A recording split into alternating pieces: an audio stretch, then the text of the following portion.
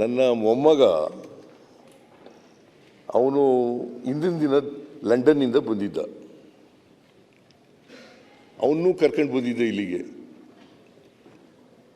Grand steps ಮೇಲೆ ನಡೀತಲ್ಲ function, ಆ ಫಂಕ್ಷನ್ಗೆ ಅವನ್ನೂ ಕರ್ಕೊಂಡು ಬಂದಿದ್ದೆ.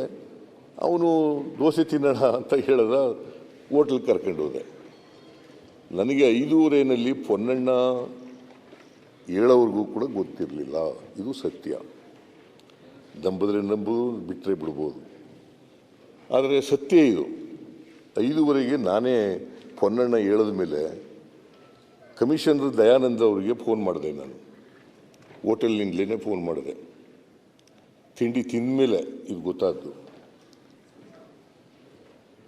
ದಯಾನಂದ ಅವರು ಫೋನ್ ಮಾಡಿದಾಗ ಒಬ್ಬರು ಸತ್ತಿದ್ದಾರೆ ಅಂತ ಹೇಳಿದ್ರು. ಅಷ್ಟೊತ್ತಿಗೆ ಆಗಲೇ 11 ಜನನೂ ಸತ್ತೋಗ್ಬಿಟ್ಟಿದ್ರು. 11 ಜನನೂ ಸತ್ತೋಗ್ಬಿಟ್ಟಿದ್ರು.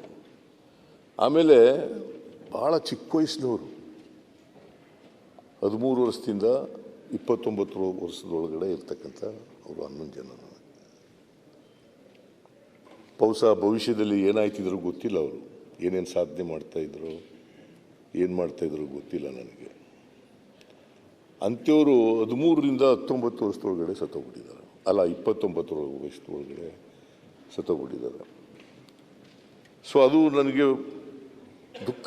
ಯಾರೇ ಆಗಲಿ, ಮನುಷ್ಯತ್ವ ಇರ್ತಕ್ಕಂಥವ್ರಿಗೆ, ಯಾರಿಗೆ ಮನುಷ್ಯತ್ವ ಇರ್ತಕ್ಕಂಥವ್ರಿಗೆ ಈ ದುಃಖ ಬಂದೇ ಬರ್ತದೆ. ಬರೀ ಅವರ ತಂದೆ ತಾಯಿಗಳಿಗಲ್ಲ, ಬೇರೆಯವ್ರಿಗೂ ದುಃಖ ಬರ್ತದೆ. ಯಾಕಂದರೆ ನಾನು ಅದಾದಮೇಲೆ 6:30 ಗೊತ್ತಾದ ಮೇಲೆ ನಾನು ಪರಮೇಶ್ವರ್ ಅವರಿಗೆ ಫೋನ್ ಮಾಡಿದೆ. ಅವರು ಮನೆಗೆ ಹೋಗಿದ್ದರು. ಮನೆಗೆ ಈ ಥರ 11 ಜನ ಸತ್ತೋಗ್ಬಿಟ್ಟಿದ್ದಾರೆ, ಆಸ್ಪತ್ರೆಗೆ ಹೋಗೋಣ ಬರ್ರಿ ಅಂತ ಕರೆದೆ ನಾನು. ಇಮ್ಮಿಡಿಯೇಟಾಗಿ ತಕ್ಷಣ ಬಂದರು ಅವರು, ಪರಮೇಶ್ವರ್ ಅವರು. ನಾನು ಅವರು ಆಸ್ಪತ್ರೆಗೆ ಹೋದೋ. ಆಸ್ಪತ್ರೆಯಲ್ಲಿ ನೋಡಿ ಆ ಡೆಡ್ ಬಾಡಿಗಳನ್ನ ನೋಡಿ ಬಹಳ ದುಃಖ ಆಗೋಯ್ತು.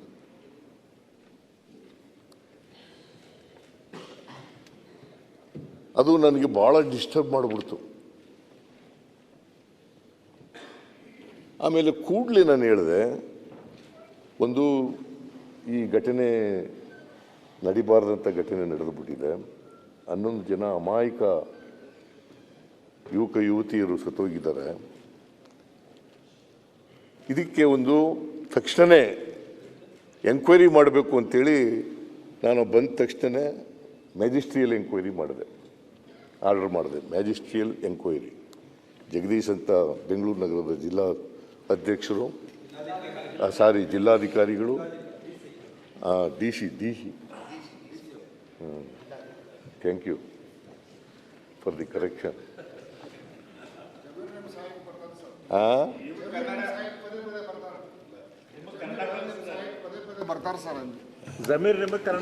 ನೀನು ಪತ್ಯ CC ಪಾಟೀಲ್ ಬರಲ್ಲ ನೀನು?